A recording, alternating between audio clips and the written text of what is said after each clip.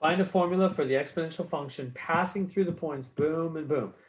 Exponential function is of the form y equals a times b to the x. That's the form they want. Now, let me show you in the notes. Exponential. Now, you might say, well, wait, Mr. Aaron, isn't it like right here you have f of x equals p 1 plus r to the t. Right. You could do it that way too. I'm just calling p a, and I'm calling all of this b, and I'm calling this x. It's the same thing. It doesn't matter. You can type it in either way, it'll work. I'm just going to go with a times b to the x. That'll be a little simpler. Why? You might wonder, well, why? What, you doing the r thing? Well, like for example, you might, let me prove it to you. What if r was like 0.13 and t, then this would just be, this inside would be 1.13. That would be your b, right? So my point is, it doesn't matter. We're calling it 1 plus r. We're calling this t. We're calling this p. You can call it a, b, and x. It's all the same. It's just different letters, same thing. So I don't need, the reason you mentioned, why aren't you in the r? I don't need the separate rate. They're not asking me in particular for the rate, a separate r. If they did, then I would use this version where r is separate and identifiable. But they're not really asking me for r. They're just saying, hey, just give me the whole formula. Then, all right, I'll just do this simple version here. All right, let's plug them in. We're going to plug in the first point, which is -3, a half. That's x and y. And then over here, same equation. Times b to x, I'm going to plug in 1, 8, right? Okay, let's plug them in and see what we get. Again, this is x and y. So this goes right there for x. This goes right there for y. So a half equals a times b to the x, which is -3. Then over here, x is going to, we're going to put in x right there and y right there. So we'll get, what are we going to get? Let's see. So it'll be 8 equals a times b to the 1 power. Okay. That is a little tricky, isn't it? What are we going to do to solve this? Okay, well, let me see. You're going to have to, yeah, I'm not sure what the easiest way will be for you here. I think the easiest thing will be to solve for a in one formula and plug it in to the other. So I'm going to do that. I'm going to start over here.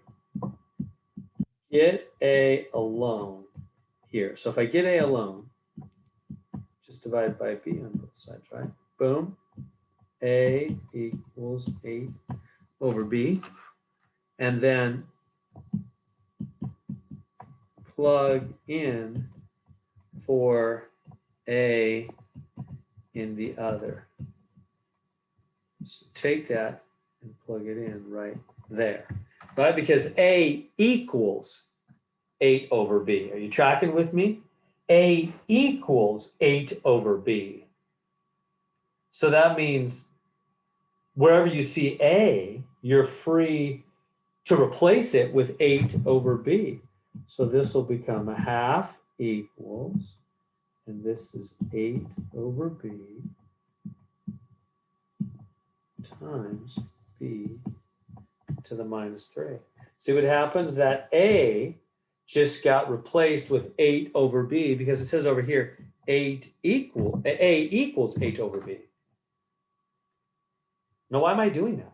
Because now we have only b, so we can solve for b. See how that got rid of the a? That's the advantage of that.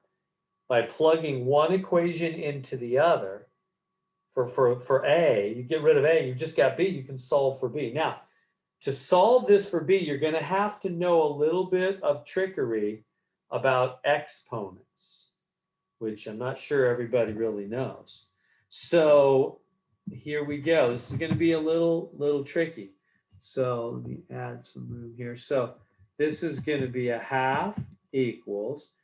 This right here is 8b to the minus 1. Are you aware of that right there? Do you know what negative powers do on things? Negative powers jump them to the bottom. So that's what you got to be clear on as we're entering chapter 6 now. Chapter 6 is all about exponents, powers, and you got to know the rules of powers. So let me write out a couple of exponent rules again, just to remind you. Exponent rules here. Number 1, anything to the 0 power is 1. And anything to the negative, like negative n, is 1 over the positive. So negative powers flip it to the bottom.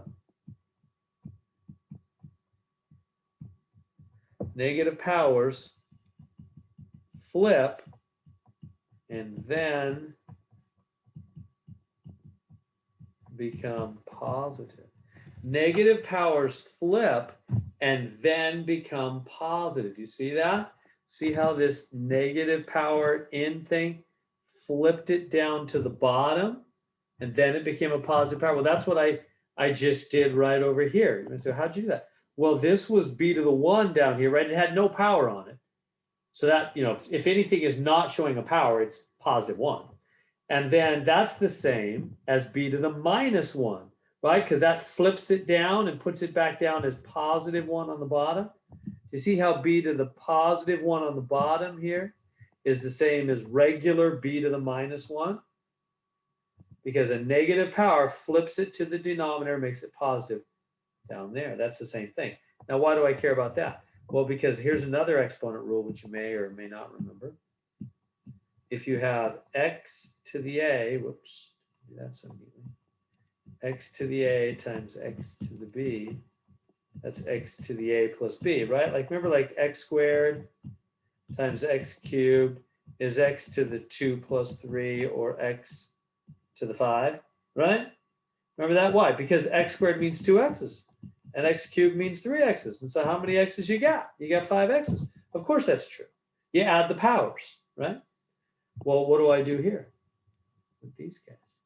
Same thing. It's going to be a half equals 8 times b to the minus 4, right? I added negative 1 and negative 3. I added those powers. Negative 1 plus negative 3 is negative 4. Okay. Let's make this a decimal over here. Just make life, half is 0.5. Okay, trying to solve for b.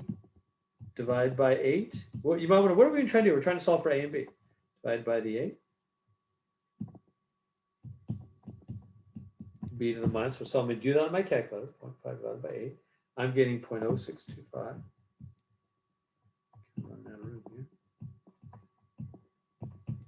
B to the minus 4. Now, how am I got to get b alone, right? I got to get rid of that minus 4 power. What do I do? What do I do? You raise it to the minus 1/4 power. Why? Because these guys will multiply. 4 will cancel 4, right? 1/4 of 4 is just 1, and 2 negatives make positive. That'll be b to the positive 1, or just b. B to the positive 1 is just a fancy way of saying b, isn't it? So I'm raising both sides. Can you read this? Well, let me write this better. To the minus 1/4 power. So do that on your calculator, 0.0625 to the power minus 1/4. I'm getting 2. B is 2. So I got B. Okay, now I need A. Now find A. How do you find A? Grab this right here. Let me make it bigger and grab it. Which is what? A equals 8 over B. Right? It says right here. Just grab one of your other versions so that A equals 8 over 2, because now we know B is 2, A is 4.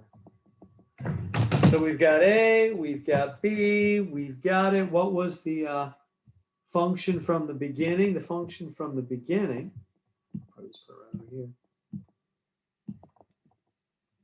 section it off here, was y equals A times B to the x. Remember, right up here, A times B to the x. Now we found our A and found our B.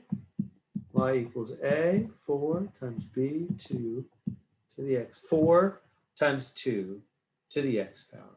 So that's the function we type in here. 4 times 2 to the x power.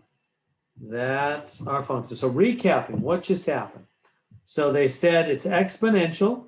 Exponential has two forms, really. You can use P 1 plus R to the T. Or if you don't really need the R, the rate, independently, you can just use A times B to the X. It's the same thing. You just have something in the front, call it P, call it A, call it Joe, whatever, times something in the parentheses, call it 1 plus R, call it B, whatever, to the T power or the X power or the Susan power, whatever, it's just a name. So I'll use A times B to the X. So I thought, let's just use A times B to the X. So I used that twice, plugged in the first point and the second point for X and Y. And then I had to do some fancy exponent rules. So I took this equation and I solved for, I got A alone. By dividing by the B, it was 8 over B, and then plug that in for A right there. 8 over B, which is 8B to the minus 1, because negative powers make it jump to the bottom and then become positive. And then you add powers on the same basis. It's B to the minus 4, divide by the A, and then get rid of that minus 4 by raising both sides to the minus 1/4 power.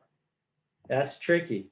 These two negatives become positive, and 4 and a fourth cancel each other out. A fourth of 4 is 1.